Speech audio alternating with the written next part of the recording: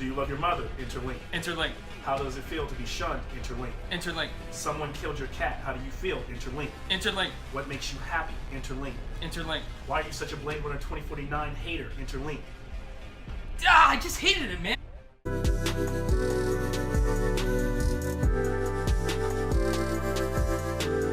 Welcome everyone back to The Gentleman Geek. I'm your host, Malcolm Trotter, The Gentleman Geek, and I'm here with a special guest, my buddy Brad Champagne. That's the dopest last name of any friend that I have.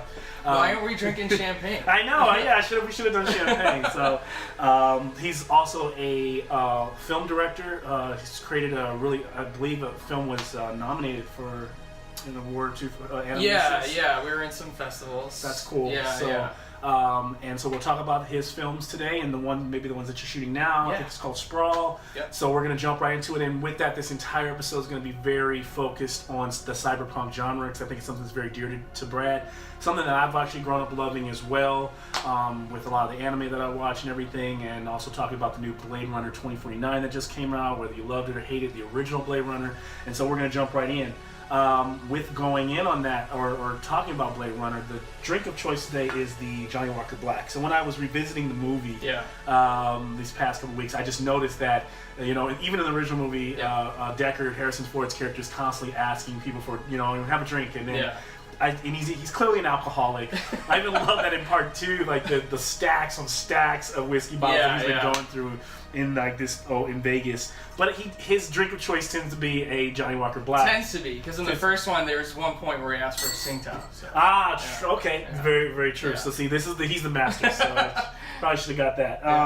And so we're gonna have that, and I also just kind of love just the character and the way it's kind of that kind of old noir in the drink. So we're gonna have a taste of this today. Cool. Let's go ahead and we'll get our first pour.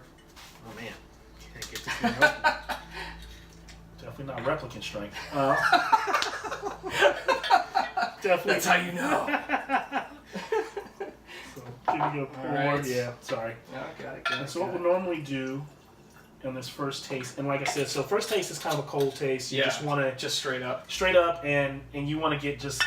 Johhny Walker is a blended whiskey. So what does that even mean? I don't know what blended. It's blended with what? So what I found is that typically scotches are made they're called single malts. They're made in one area, one facility. I forget what they're called. Make them in this area of Scotland. And so this stuff like your Jameson or your Johhny Walker is blended because it's made through several different distilleries. Oh, okay. And so you made yours here, this one made here, and let's blend them and let's let them sit in the cask. That's pretty interesting. You guys can correct me if I'm wrong. I know nothing about liquor. So that ends up giving you, it's kind of argued that you get a smoother taste. Yeah. But that's why people who drink scotch a little more hoity-toity, because it's considered there's a strong nature to single malt scotches and people call it character, but it gives the drink some character because you get a lot of different kind of notes, whereas you get when I drink Jameson or I drink Johhny Walker, it's a very just kind of smooth because it's blended. So it's a more consistent, just I think that anyone who's not used to, like my brother, he does not like scotches, but he likes blended. He likes the blended. Because it's smoother. Yeah. And those tend to also be the Irish whiskeys as well. Yeah. Tend to be. This is more of a scotch that's actually blended. So the single malt's really for people who want that little harder extra taste, harder that kick. Yeah. It's the kick. It's also some of the notes are sometimes a little different. There tends to be less. There tends to be more of this kind of general vanilla caramel. Smooth taste with these. Mm-hmm. Scotch could be everything from usually have a little bit more smokier notes depending on how they're aged. If they're made more peaty, if they're aged in more wood. Sometimes they're aged in sherry casks where they take on the notes of the wine. Right. But you typically get more of it is an easier daily drink. I would say a Johhny Walker or a Jameson. So this is the difference between the original Blade Runner and 2049. Oh man, we are gonna get to that. Yes, maybe that's what it is. So with the original Blade Runner, be the Scotch. It would be the single malt. It would be the single malt. Okay, absolutely. Okay. See, you got me on that one. I've led you down this road. Yeah, you walked me right into that. So let's go ahead and taste. All right, cheers.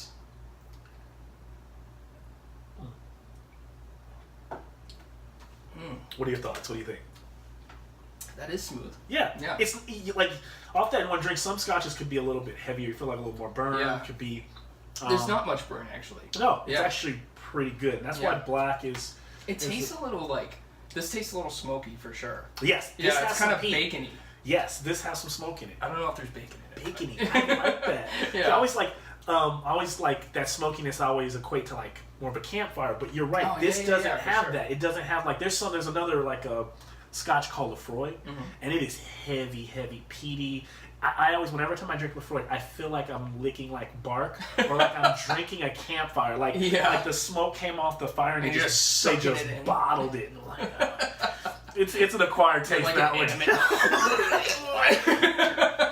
Yeah. So this not so much. It is more of that like the good smoke, like the caramelized. Yeah, it's like Patron. Burn. It's like Patron whiskey. It's like much smoother than your typical. Like, rah! That's what I love about alcohol tasting, or like even like when you drink wine, people can taste things. There's all these different flavors you get just come from the chemical reaction that's happening in the barrel. It never really, like I used to think that when people said, "Oh, I taste a little bit of it sounds like come on. Blueberry notes," you'd be like, "Oh, so they put blueberries in it?" No, like that's just like so you taste bacon, and like now I taste bacon. So now I'll be like, "What's wrong with bacon? It's great." So good stuff. So now what we do is so here's the funny thing. If that wasn't already smooth enough, now we'll add like a little drop of water. I'm usually not as good as this. What's funny about my shows is the more as you watch over time, you'll see me putting water in my glass. Yeah. And there's a point in the episode where I'm just literally like this, just like pouring. I'm just like really like trying to. I'm like I'm so tipsy by that time. But like I'm trying to get some water in here. It's funny because this reminds me of the whole culture around like high-end espresso, which is very similar. You have like if you go to one of my favorite places in Los Angeles, in Little Tokyo, Cafe Dolce, and they're super knowledgeable about espresso. And when you go in there and you order one, they give you the little cup, but you also get a little cup of like seltzer water. And it's the same idea, like cleanse the palate. Yep. Yeah. Typically this is like today we use like a bottle of water, but it's usually like I try to use like as much spring water as I can. It just tends to open up. Something I like about Scotch and like whiskey versus like bourbons that are American made. There is a different taste because it's bottled on the other side of the world. Right. Like the water just is different. So that spring water, and so when you add a little bit of that water back to it, it kind of just opens. Well, I mean, there's minerals in water, so I'm sure you're getting some. I grew up in Texas a little bit when I was a teenager, and the water there tasted way different than anywhere else because it had a higher mineral content. Yeah. Believe it. So let's try the second taste now.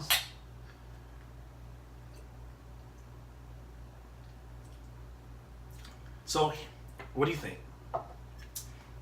I don't know if my palate is sophisticated enough to tell the difference. What typically just happens is it gets a little smoother. I feel like it was actually a little smoother without the water. Yeah, for me, it felt a little. I felt a little bit more of a burn. I don't know if it's because I just had a beer or what. It could have been, yeah. But, no, but I noticed the same thing. Yeah. So like, what do you think is going on? It did get a little. It got sweeter from the first. So because what typically happens is the notes that like all the stuff that all the sugars kind of rise. Yeah. So that usually breaks through a Scotch that's kind of been sick. I think it's been bottled. If I'm drinking it, so that's what's interesting. This is also blended whiskeys or like a Jameson. When you pull them off the shelf, you see they haven't been like aged for that long. Maybe they've been aged for 4 years, something like that. So they're pretty much ready to go right out. It's almost like a wine that's been aged for a while. You want to let it breathe. That's why people think you're being when you swirl your wine. You're actually just trying to get the air to circulate through the wine because they've been bottled up and like just. Yeah, wine will never taste the same as when you first open it. Like I'll go to wine tastings and I'll taste the wine and be like, oh my god, it's so amazing. I go buy the same wine. Yeah. Pop the cap or the cork. Oh my god, it's terrible. Yeah. And then let it sit for an hour. It's because they let theirs sit. They had aerated it a little bit. Yeah. Scotch is very similar. Right. So it's kind of like that grown man like wine drink. So what's funny is I think what's happening here for me is that Black Label doesn't necessarily need the same kind of aeration because it's kind of like. It's good to go. Pro summer. That's how I feel from my taste. But yeah, we'll sip in this. So now there's, if you want to add ice to yours, you can, or some ginger ale, something like that. I typically just sip straight, but I'm that guy. I'm kind of like the guy on the Hot Wings show. Have you seen that on YouTube? Where it's called Hot Ones, and then one guy sits with the host always they basically have to eat. They bring on celebrities and they have to eat like we're like completely off subject. Eat like 12 wings on the show, and they consistently like ratchet up the heat level of the sauce, like the spiciness. and if you can get through all of them, then you can promote your show.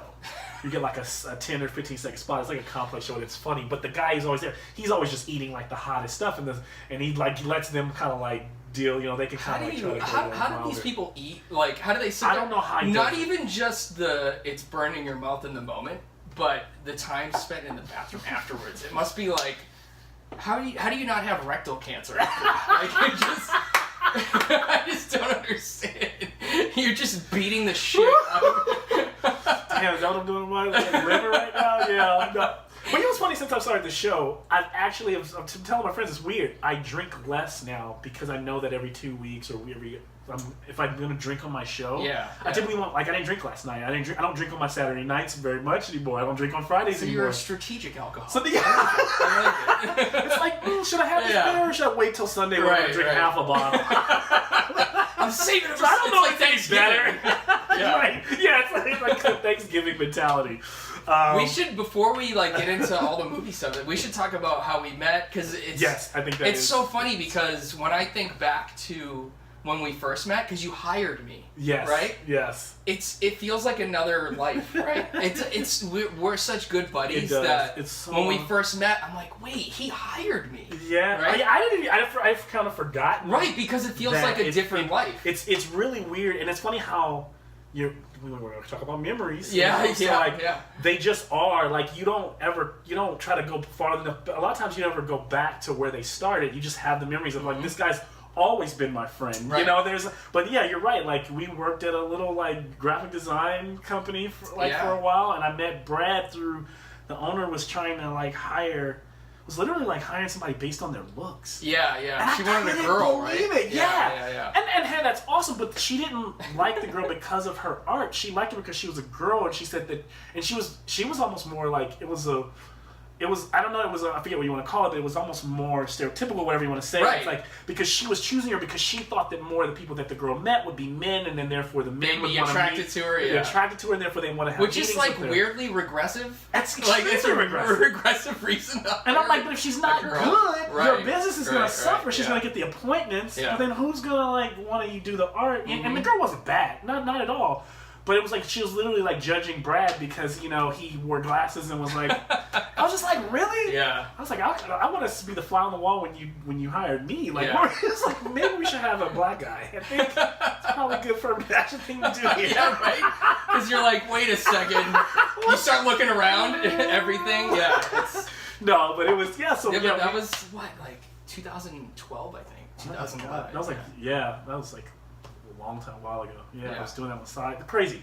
So that's how we met, and then me and Brad just kind of like hit it off, just having very similar interests. We were both sort of nerdy guys. Yeah. And so like I remember just being able to like go to your little shindigs that you threw at your house, you come to mine, and we were just completely. I think also I'm always really attracted to people that I can like have strong conversations with, philosophical conversations, and just like get into it, and really get into it. Because a lot of people don't like to do that, or they have this feeling that you're getting like there's a lot of people. I have another buddy, my friend named James, who I can have that kind of friendly conflict. Yeah, and a lot of people just kind of stay away from conflict these days. It's all tight, and it's just either like I think because one reason is that.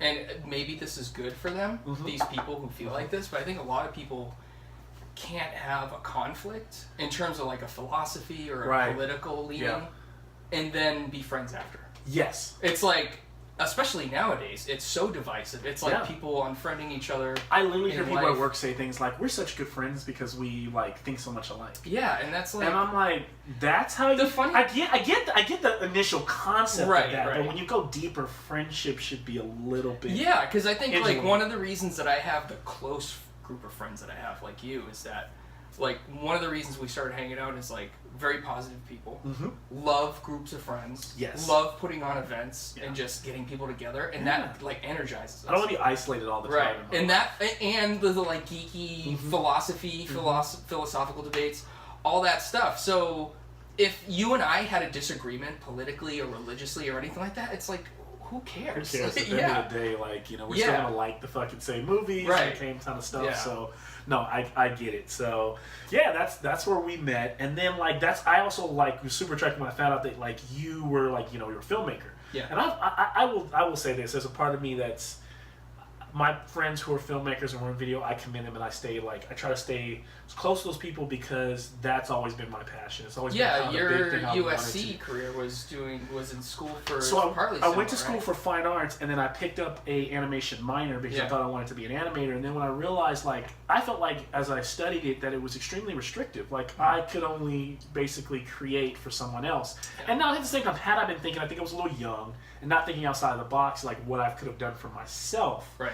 Also, I can't help but feel like had I been at a different art school, it would have been a little different. SC was very much about the expression of a student, the overarching, the philosophy of art.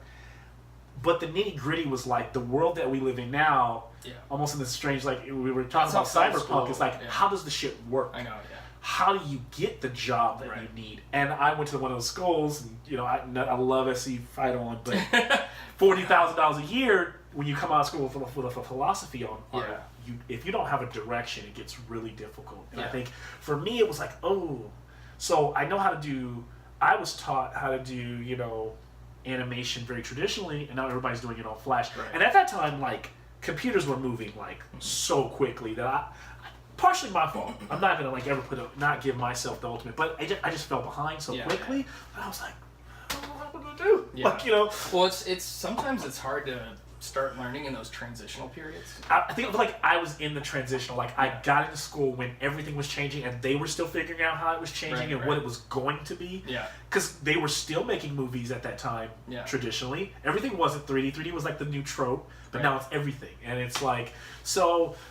Interesting. That's kind of what I did, and so I ended up, you know, going more so down the road of taught for a while in art, then went into sales, and I've always had a kind of gift for gab and be able to talk to people. Yeah. So I think in our day jobs we use kind of our skills that we take to our art. Yeah. I agree.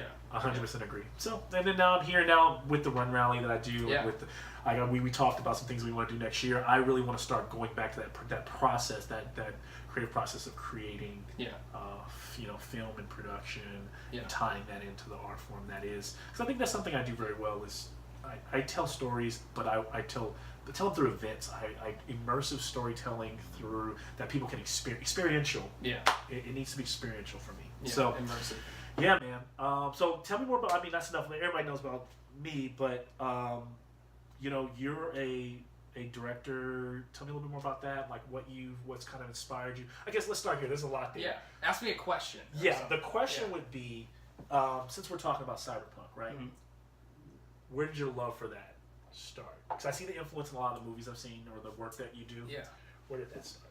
It's funny because when I was, I'd say like a teenager, my early 20s, I looked at that genre as sort of a gimmick. Huh.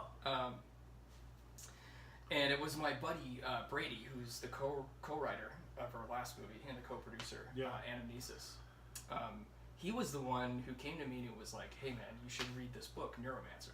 It's like, and Brady's the kind of guy who like, if he says you should read something, it's like there's a good reason, right? So I read Neuromancer by William Gibson, and it's basically Blade Runner, but as a novel. It goes way more into the whole idea of like the internet and AI and stuff like that. But I read that, and then I saw Blade Runner. I saw like the original theatrical cut when I was younger, and I was like, oh god, this is terrible. And then I rewatched it when I was in film school. I didn't go to USC. I work at USC.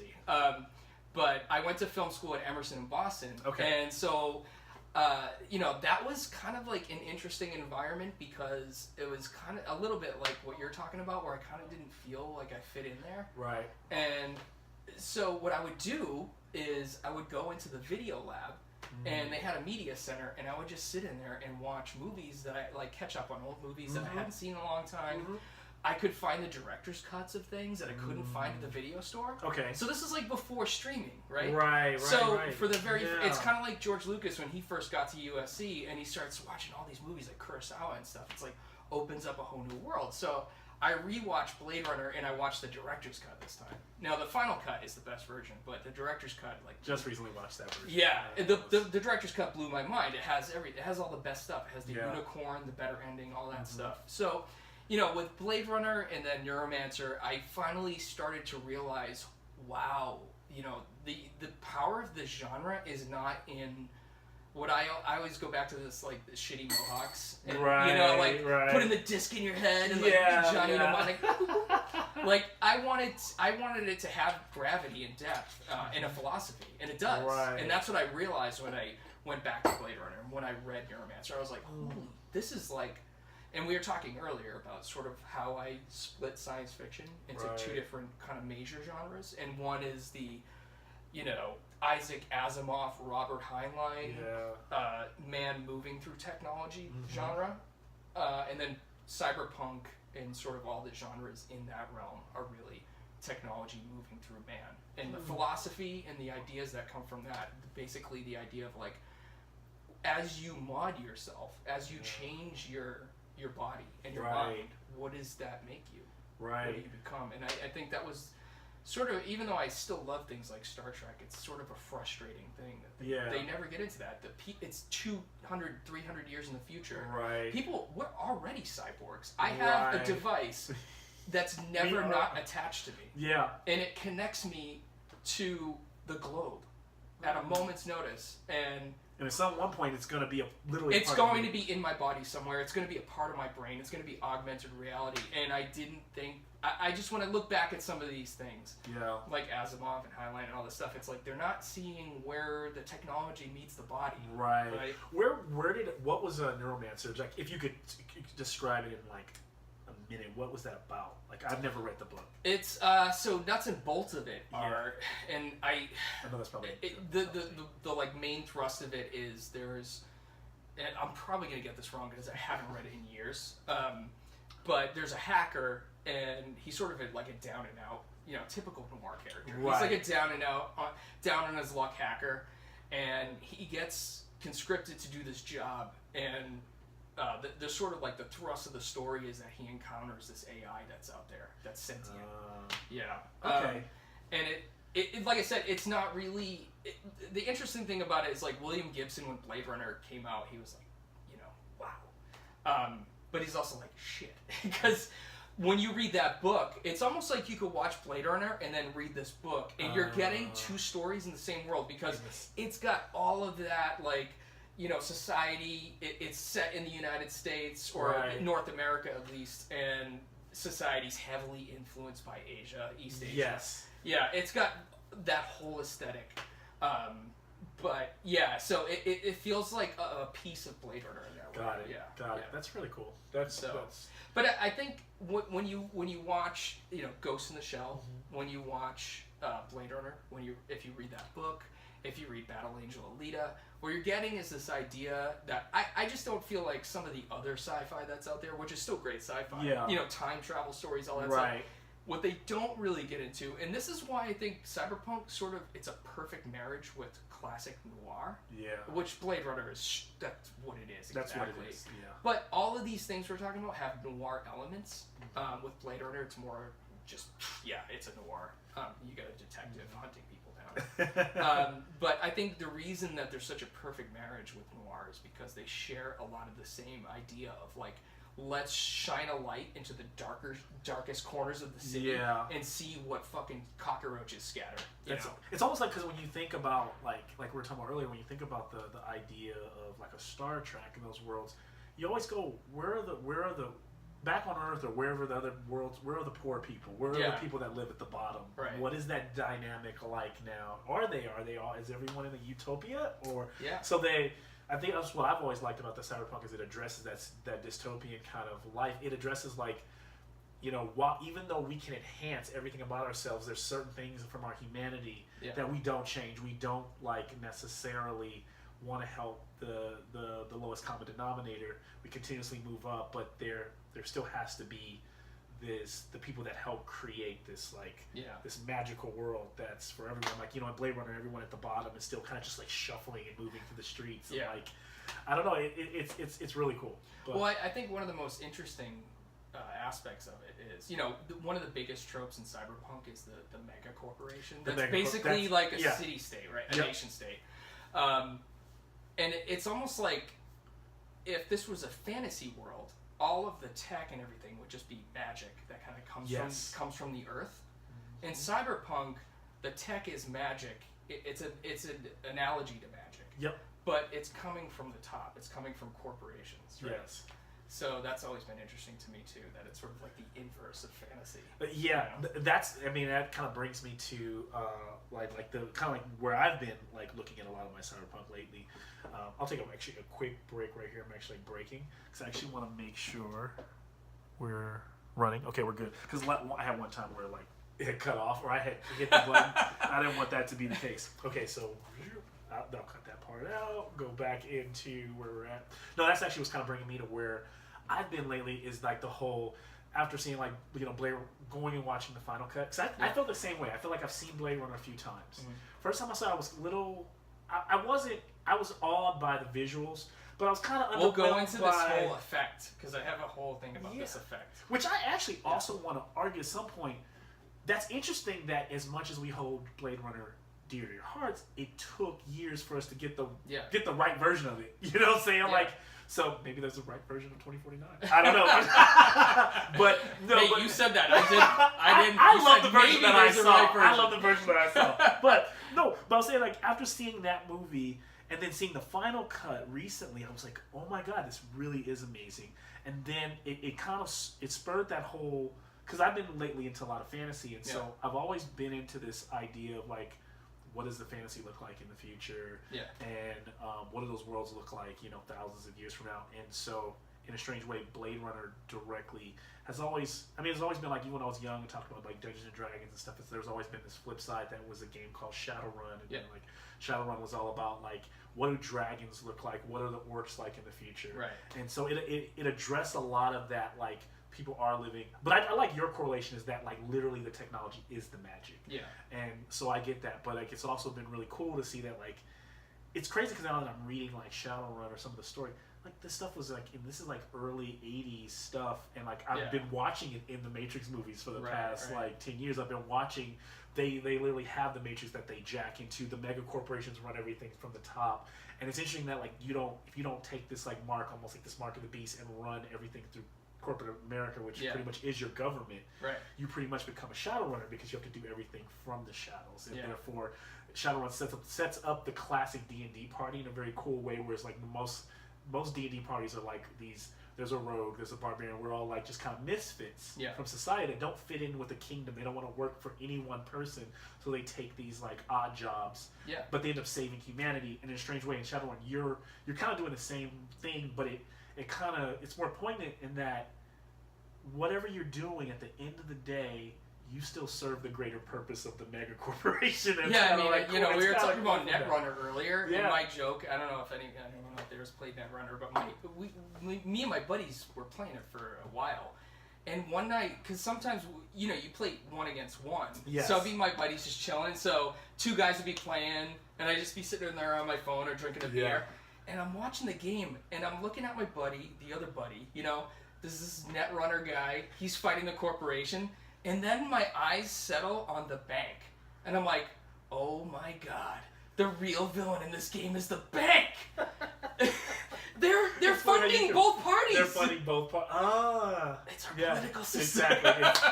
That's when you get like real, you start geeking out, you're like, dude, this is so gonna happen in the future. This is like, deep, yo. This is it, we're watching corporations kind of. You can argue like buy everything from, the presidency to everything that we eat, everything that we watch, everything that. Well, if we want to go to politics a little, it's really interesting. I think again, this plays into the whole philosophy of cyberpunk.